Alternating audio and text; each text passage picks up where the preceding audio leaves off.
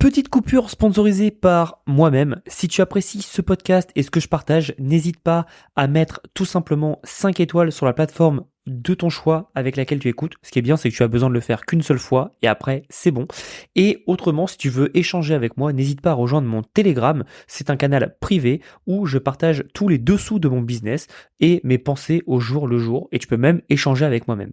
Donc si tu es partant pour ça, n'hésite pas à rejoindre sur www.blogriche.com/telegram. blogriche.com/telegram. Merci et je te laisse avec le podcast. Salut à toi, j'espère que tu vas bien. Aujourd'hui, on va parler d'un sujet un peu plus méta par rapport à la France, mais c'est un sujet très intéressant et on me pose souvent des questions par rapport à ça. Alors, qu'est-ce que c'est? C'est tout simplement pourquoi rester en France? Et je vais pas parler d'un point de vue sociétal, là je vais parler plus d'un point de vue business. Comme on le sait, tout entrepreneur qui se respecte, le but c'est de faire du cash, de 2 d'investir, soit dans la bourse, la France c'est pas une bonne idée, soit dans l'immobilier. La France c'est pas une bonne idée. Dans ce podcast, je vais vous parler de pourquoi pour moi la France c'est pas une bonne idée et pourquoi rester en France et avoir une société française n'est pas une bonne idée. Alors je vais aller au-delà des choses un peu banales et bêtes comme il y a beaucoup d'impôts. Ouais, on est un des pays les plus taxés au monde. De toute façon, c'est très simple. Aujourd'hui, tu prends une carte du monde, tu tires une fléchette dessus, tu arriveras toujours dans un endroit où tu payes moins d'impôts. C'est sûr. La France est le premier pays où tu payes le plus d'impôts. Je reviendrai pas sur des débats de oui, mais c'est parce que tu as l'école gratuite. Oui, mais l'école gratuite est de mauvaise qualité. Regardez les classements, on est un des derniers pays en termes de qualité d'éducation nationale. D'accord? Bon, ça dégage. Deuxième contre-argument, c'est oui, mais on a la santé gratuite. Oui, mais là aussi, on était premier en l'an 2000 et c'est pour ça que beaucoup de personnes qui ont à peu près mon âge, donc moi j'ai 31 ans, on a grandi avec les parents à la télé qui nous répétaient la France est le meilleur système de santé au monde. Oui, c'était le cas dans les années 2000, on est en 2023 maintenant. Donc ça n'existe plus en fait ça. Ça n'existe plus et aujourd'hui je crois qu'on est sur le top, dans le top 50, on est 27 ou 30, un truc comme ça. Donc on n'est pas du tout dans le top 20, on n'est pas du tout dans le top 10 et encore moins dans le top 5. Aujourd'hui tu as des pays comme Singapour, la Suisse, les États-Unis, les Émirats Arabes Unis, etc., des pays comme ça qui sont largement devant nous. C'est juste qu'en fait, beaucoup de personnes, et je le dis à chaque fois dans tous mes podcasts, mais beaucoup de personnes, malheureusement, se confondent le pressenti, le ressenti et la vérité. Et en fait, on s'en fout de ce que tu penses, on s'en fout de ce que les médias pensent. Ce qui est intéressant, c'est les chiffres, la réalité. Moi, je suis quelqu'un qui me base beaucoup sur les faits et ça peut poser beaucoup de problèmes. Beaucoup de gens pensent que je suis dur, que j'ai pas assez d'émotion, etc. Si, j'en ai beaucoup quand ça compte. Mais pour des faits comme ça, moi, j'en ai rien à foutre de savoir si la France, c'est le meilleur pays ou non pour X ou Y ou Z. D'accord? Parce que ça ne l'est pas. Je regarde juste les chiffres. Pareil, le Covid, quand tout le monde s'inquiétait, moi j'étais ok, mais c'est pas si grave. Quand tu regardes les chiffres, ce n'est pas si grave. Et encore une fois, attention, ça veut pas dire que c'est pas grave, mais c'est pas si grave par rapport à. Encore une fois, tout est une question de contexte. Faut jamais oublier le contexte dans ce que vous dites. Beaucoup de personnes lancent des phrases comme ça sans rien dire. D'accord? Donc c'est important de comprendre le contexte. Donc encore une fois, je vais étayer ce que je dis. Le Covid n'était pas si grave par rapport au nombre de morts sur la route. Alors évidemment, pendant le confinement, ça s'est arrêté, mais par rapport au nombre de cancers, par exemple, qu'il y a eu et qu'il y a tous les ans. Okay, c'est pas si grave. C'est juste que comme il y avait une surmédiatisation du fait, t'as l'impression que c'était omniprésent. Et je prends l'exemple du Covid parce que je pense que c'est l'AB-test le plus gros qu'on ait vu ces dernières années et donc ça parle à tout le monde, d'accord? Mais ce qu'il faut comprendre maintenant, c'est pour revenir donc sur la France, c'est pourquoi il ne faut pas avoir une société en France. Déjà, au-delà des impôts, c'est aussi que ça ne sert à rien en fait. Ça ne sert à rien puisque tu n'as aucune protection de ta richesse. C'est-à-dire qu'aujourd'hui, l'État fera tout pour t'enlever l'argent. Puisque vous savez que nous sommes un État socialiste, un État proche même communiste. Et pour ceux qui ne le croient pas, encore une fois, regardez un peu la division des biens, la division des salaires, des revenus, etc., de la masse versus les élites. On se rapproche de quelque chose, ça rendrait jaloux les Russes il y a quelques années, d'accord? Donc pensez bien à tout ça. Maintenant, ce qu'il faut comprendre aussi, c'est que beaucoup de personnes, et ça j'en ai parlé avec pas mal d'entrepreneurs français qui restent en France, me disent « Ouais, mais moi, je reste en France parce que ça me permet d'avoir accès au crédit. » Alors je vais démonter cet argument dans quelques instants, mais c'est intéressant en fait. C'est intéressant parce que j'entends cet argument dans le sens où des personnes me disent, voilà, moi, je reste en France, j'accepte de payer beaucoup d'impôts parce que je sais que derrière, je vais avoir tellement d'avantages avec le crédit que ça me permettra de lever de l'argent et donc de pouvoir investir dans l'immobilier, donc de développer mon capital. En soi, tout à fait logique et tout à fait raison et je comprends à 100%. Vraiment, il y a même pas de débat, c'est tout à fait logique. Maintenant, il y a la réalité. La réalité, qu'est-ce qu'elle est? Bah, la réalité, c'est simple, c'est que tu ne peux absolument pas prouver tout ça. J'explique. Aujourd'hui, l'État est en train de passer une loi, au moment où je parle, alors elle n'est pas encore passée, mais c'est en projet, donc on verra si elle passe, hein, mais c'est en projet de loi en tout cas, qui est que, à terme, les Français ne seront plus propriétaires des sols, ils seront juste propriétaires des maisons qu'il y a dessus. Mais en l'occurrence, tu ne seras plus propriétaire de ton sol. Donc si cette loi y passe, dites-vous que le droit de propriété n'existe plus, d'accord? Et deuxièmement, enfin même troisièmement, vous verrez, il y a un troisièmement, le droit de propriété en France n'existe plus. Et là, vous allez me dire, c'est faux Thomas, pourquoi tu dis ça? Le premier point qui est quand même assez parlant, c'est, rappelez-vous, au moment de l'invasion de la Russie en Ukraine, encore une fois, je m'en fous de ce que vous pensez sur ce sujet, c'est pas le débat, euh, la France a confisqué des biens russes, d'oligarques russes. Donc à Saint-Jean-Cap-Ferrat, à Cannes, Saint-Tropez, etc. Des yachts aussi ont été saisis, tout simplement parce que les gens étaient russes. Alors ces gens n'avaient rien à voir, juste parce qu'en fait ils étaient russes, ils ont été blacklistés. Et ce qui est intéressant, c'est que ça veut dire que demain, quand la Chine fera son invasion à Taïwan, je pense que c'est une question de temps plutôt qu'une question de si, il se passera la même chose avec les Chinois. Si demain, par exemple, tu vas à l'encontre du gouvernement, il se passera la même chose avec toi, etc., etc. Encore une fois, ça peut paraître vraiment complotiste, etc., ce que je dis, mais regardez comment évolue l'histoire. Je veux vraiment que dans ce genre de questions, dans ce genre de vision globale du monde, vous mettez de côté vos sentiments, vous mettez de vos côté vos idées politiques, ok? On s'en fout de la politique, droite, gauche, c'est exactement la même chose. Euh, mais regardez le réel en fait. Le réel, qu'est-ce qui se passe? C'est qu'aujourd'hui, et c'est pas moi qui l'invente, c'est aujourd'hui, des Russes se sont fait confisquer leurs biens parce qu'ils étaient Russes, d'accord? Et pourquoi demain ça vous arriverait pas à vous? Alors, vous n'êtes pas forcément Russe, mais pour une autre raison, qui se développe, d'accord? C'est important.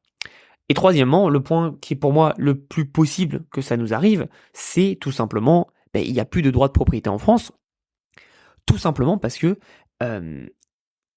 vous connaissez la trêve hivernale, vous connaissez la loi sur les squatteurs. Aujourd'hui, quelqu'un squatte chez vous, reste pendant, je crois, je dis toujours des bêtises, donc c'est entre 2 jours ou 2 semaines, la personne peut rester et vous ne pouvez pas la déloger. Si vous la délogez, c'est vous qui allez en prison, quoi. Alors, évidemment, là, je prends des petits, des petits exemples très précis, très nichés, etc. Je le sais, je le fais exprès, mais c'est pour vous compreniez qu'en fait, vous ne pouvez pas jouer à un jeu où il y a des manquements aux règles qui sont trop importants. C'est comme si vous ne pouvez pas aller dans un bateau où les fuites sont trop importantes, où les risques de fuite sont beaucoup trop importants. Personne ne le ferait. Alors pourquoi vous le ferez avec votre argent? Donc c'est pour ça que moi ça me fait bien marrer les entrepreneurs qui sont trop forts à dire ouais non mais moi je reste, je paye beaucoup d'impôts, mais t'inquiète, c'est parce que je vais lever de l'argent. Pour moi c'est ne rien connaître au business. Et surtout ces petits bras. Ces petits bras, pourquoi?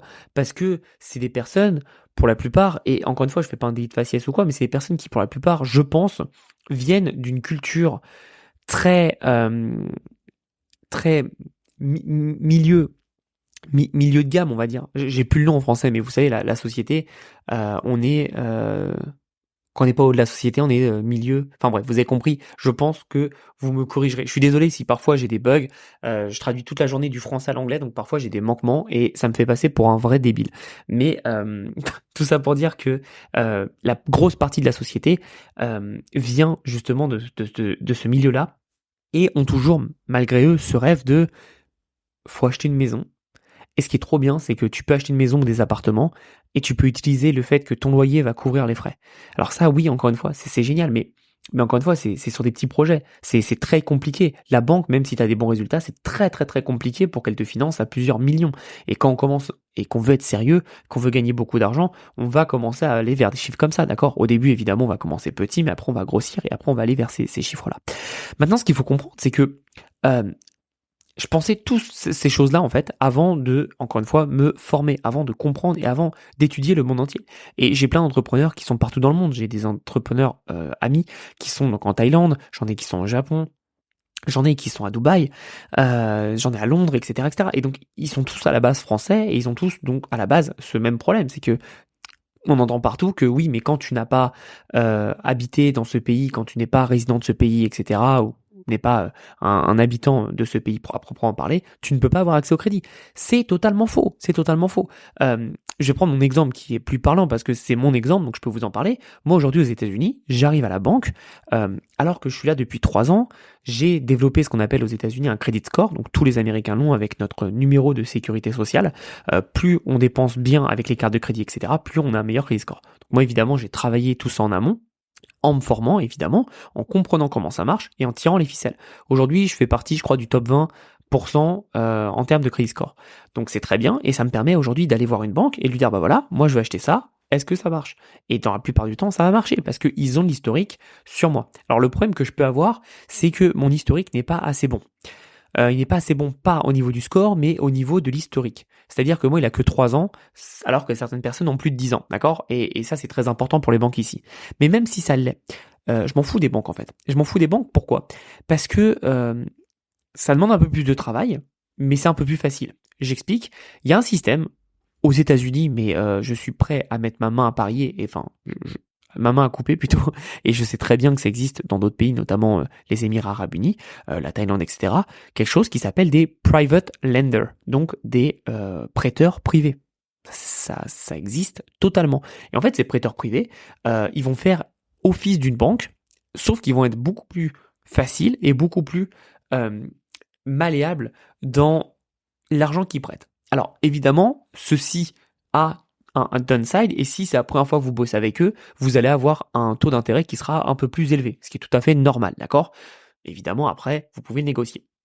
Mais au final, c'est un peu comme si vous avez un projet immobilier, peu importe quel type de projet, et que vous cherchez un VC, donc un capital venture, ok? Quelqu'un qui va investir dans votre projet.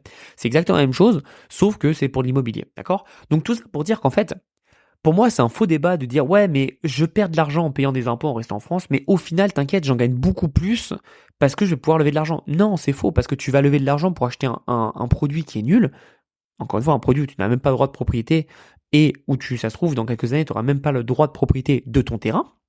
Alors que derrière, tu pourrais être dans un pays. Je prends Dubaï. Encore une fois, moi, je suis jamais allé à Dubaï, donc je suis pas pro Dubaï ou quoi. Moi, je suis aux États-Unis, donc ce débat n'existe même pas. Par exemple, tu vas à Dubaï, tu payes 0% d'impôt. Alors certes, il y a d'autres impôts, notamment l'impôt du riche, dont je parle souvent, qui est que tout est plus cher au final. Mais donc tu payes 0% d'impôt. Donc tout l'extra argent que tu as, en fait, tu peux le réinvestir et utiliser des prêteurs privés. Parce que tu peux mettre un plus gros down payment, un plus gros... je sais pas comment on dit, le down payment, c'est ce que tu mets à la base. Je crois que c'est ton premier versement, quelque chose comme ça. Et en fait, en faisant ça, tu gagnes beaucoup plus d'argent sur le long terme, quoi. Sauf que ce petit problème se passe sur un niveau qui s'appelle le niveau du network. Et il faut avoir du network, il faut se développer, etc., etc. Ça existe, ça prend du temps, etc. Mais mon point dans cet audio, c'est pour vous montrer que plus ça va et plus en fait je coche des croix pour me dire qu'est-ce qui reste en France de positif. Je veux pas tirer sur la France à boulet rouge parce que je l'ai déjà assez fait et que c'est un peu trop facile. C'est un peu une cible, c'est un peu devenu une cible facile. Et moi, ça m'intéresse pas tant que ça. Ce qui m'intéresse en fait, c'est de comprendre l'évolution du monde. Et j'en parle souvent, c'est que oui, on a grandi en France. Oui, la France est notre pays. Oui, la France, c'est une culture magnifique, c'est de la nourriture magnifique. Mais la France dans laquelle on a grandi et la France actuelle n'est plus la même. Ça n'existe plus. Et il faut le comprendre et il faut être assez lucide pour pouvoir se poser, se dire, est-ce que ça vaut le coup? Et moi, je vous le dis, je ne pense pas aujourd'hui que ça vaille encore le coup de se battre pour un pays qui est en état de mort cérébrale. Alors là, vous allez me dire, ouais, mais t'es un lâche, etc. En effet, je suis un lâche. Par contre, moi, je sais que je n'ai qu'une vie et ma vie n'est pas d'être un résistant. Ma vie n'est pas d'être quelqu'un qui se battra pour un pays qui, au final, qu'est-ce que va me donner ce pays? Vous voyez ce que je veux dire? Encore une fois, on a tous un but dans nos vies. Si vous pensez que vous êtes résistant et que vous voulez rester en France, restez en France. Là, ce que je vous donne, c'est mon point de vue à moi. Moi, je sais que c'est pas ma vie, d'accord? C'est pas ma vie. Moi, j'aspire à d'autres choses. Ça veut pas dire que c'est mieux ou moins bien. C'est juste différent, d'accord? Maintenant, il faut comprendre un truc. Et là, je vous parle un peu plus politique, mais tant que la France reste dans l'Union européenne, la France sera toujours comme ça et sera de pire en pire, parce que la France ne décide plus de rien. Et donc c'est pour ça que la moitié des lois qui passent, malheureusement, c'est pas des lois françaises, c'est des lois européennes. Et c'est pour ça qu'aujourd'hui, il faut comprendre que vous avez un choix à faire et vous avez une responsabilité envers vos proches.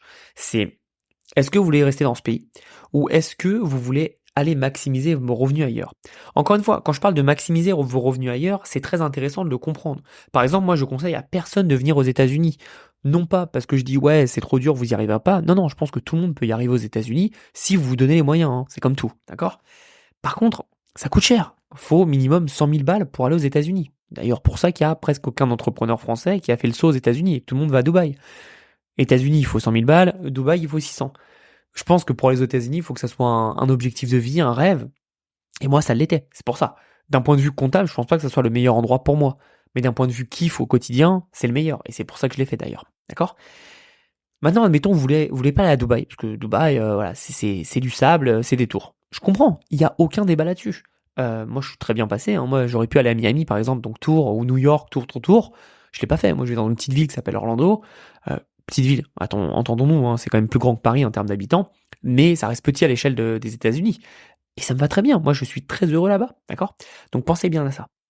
Et pensez aussi au fait que derrière, vous avez quelque chose qui est d'autres pays. Il y a pas que ça. Par exemple, si vous voulez rester en Europe, il y a l'Estonie, il y a le Portugal, vous avez la Suisse qui n'est pas en Union Européenne, mais qui est très très bien comme pays. Alors évidemment, coût de la vie un peu plus cher. Par contre, maxi sécurité, qualité, culture énorme. Moi, j'adore la Suisse, j'ai de la famille là-bas, et c'est un endroit génial. Vous avez la Thaïlande, l'Asie, beaucoup de pays d'Asie se développent. Vous pouvez aller. Encore une fois, c'est à vous de trouver où vous êtes heureux et où vous kiffez. Des pays comme la Colombie, le Brésil se développent très très bien, malgré les pensées qu'on a, et c'est à vous de voir où vous voulez être. Quoi qu'il en soit, moi je vous conseille, pour revenir à l'investissement immobilier, de ne jamais avoir tous vos œufs dans le même panier. C'est-à-dire que essayez d'avoir un maximum de biens diversifiés dans plusieurs pays, dans plusieurs devises, et dans plusieurs politiques. Comme ça, si jamais il y a quelque chose qui se passe, euh, vous n'êtes pas dépendant d'un seul système. D'accord? Donc voilà ce que je voulais vous dire aujourd'hui, c'est tout simplement ayez une logique long terme dans ce que vous voulez faire. Je sais que pour la plupart, vous voulez juste faire un peu d'argent, etc. Sauf que quand vous commencez à gagner de l'argent et que l'État vous déboîte, vous allez commencer à réfléchir en fait à pas mal de choses. Mais retenez bien que quand vous êtes en France et que vous avez une société avec des salariés, Emmanuel Macron est actionnaire prioritaire de votre boîte. C'est simple, on est dans les 70% à peu près. Je dis à peu près parce que en fonction de, je pars sur une SRL, mais en fonction de votre catégorie, de vos activités, etc., ça peut augmenter, diminuer, mais on est dans ces eaux-là. 70%, c'est énorme, c'est énorme. Ça vous laisse pas grand-chose pour manger, quoi. Donc c'est pour ça que vous devez comprendre qu'aujourd'hui, si vous voulez gagner beaucoup d'argent, vous devez tout simplement soit avoir un très bon avocat fiscaliste et tout optimiser si vous voulez rester en France, et c'est possible, vous pouvez payer moins d'argent, moins d'impôts, pardon. C'est le cas de Bernard Arnault, hein, Bernard Arnault qui a de très très bons avocats fiscalistes apparemment, puisqu'il ne paye que 8% d'impôts. Soit vous allez tout simplement, vous faire assassiner. Et c'est à vous de voir en fait ce que vous voulez. Maintenant, il y a vraiment des choix à faire, c'est des choix de vie. Je sais que c'est pas facile. Je pousse beaucoup de personnes à quitter la France, parce que moi je l'ai fait ce saut-là en fait. Je l'ai fait et je sais que beaucoup de personnes qui ne l'ont pas fait pensent que c'est très très dur. Et je peux le comprendre. Mais c'est pas si dur que ça vraiment. Vous savez, il y a une expression d'anglais qui est très intéressante qui dit Home is where your love is. Qui veut dire tout simplement votre maison, c'est là où votre amour est. Et c'est vrai, si vous êtes avec votre famille, que vous soyez à Marrakech, que vous soyez à Orlando, que vous soyez à Bangkok ou à Dubaï, ou à Paris, ou à Thonon-les-Bains, tant que vous êtes avec les personnes que vous aimez, et que tout se passe bien, il n'y a pas de raison. Et vraiment, j'aimerais faire un énorme point sur ce podcast, qui est un point santé. Je sais qu'on vous parle beaucoup de la santé gratuite en France, etc., etc. Mais santé gratuite, pourquoi? Vous devez attendre énormément de temps. Vous devez attendre à peu près 2 à 3 heures minimum aux urgences avant de vous faire prendre en considération. J'espère qu'à un moment donné dans votre vie, quand vous êtes entrepreneur, vous aspirez à bien plus. Et vous aspirez notamment à être dans des cliniques privées. Et ça, peu importe le pays. Parce que je peux vous assurer que dans des cliniques privées, vous serez bien mieux traité. Et d'ailleurs, moi j'ai des amis qui sont en Thaïlande qui m'envoient des photos dans des cliniques privées en Thaïlande. Je peux vous assurer, tu as l'impression d'être dans un hall d'hôtel. C'est magnifique. Et tu es très bien reçu. Et ça coûte, une chambre coûte pas très cher. D'accord? Alors, évidemment, ça dépend où vous allez, etc. On s'entend. Mais comprenez ça. Et moi, j'ai souvent quand je fais des vidéos sur YouTube, TikTok, Instagram, j'ai souvent des commentaires qui disent, ouais, mais tu seras bien content de revenir en France pour te faire opérer. Mais non, je ne veux pas revenir en France pour me faire opérer, d'accord? Sauf si je me trouve en France et que j'ai un problème à ce moment-là. Évidemment, on s'entend, d'accord? Mais autrement, je n'ai aucune raison de revenir en France pour avoir un service mauvais. Et je vais vous donner un autre type d'activité. On dit beaucoup, oui, mais aux États-Unis, le système de santé coûte cher. Oui, on est d'accord. Mais, encore une fois, il y a un mais. Comment ça se fait que 320 millions de personnes vivent comme ça depuis des années? Si c'était si cher que ça et impossible, etc., le système aurait implosé. Donc, faut savoir aussi le contexte. Encore une fois, c'est que oui, ça coûte plus cher, mais les salaires déjà sont plus hauts aux États-Unis, d'accord? Premièrement. Deuxièmement, c'est que, en fait, il y a des assurances privées. Au lieu de donner, nous, notre argent à l'État, c'est une assurance privée qui est plafonnée.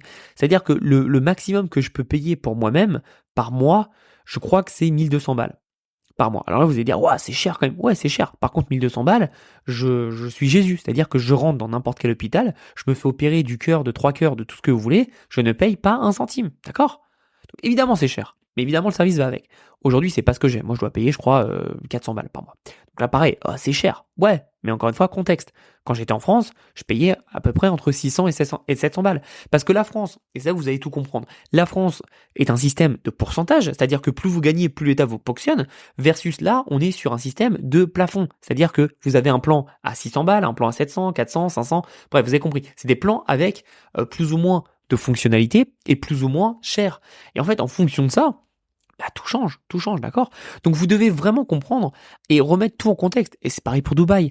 C'est pas si cher que ça à Dubaï quand vous avez une assurance expatriée, quand vous avez les choses en place.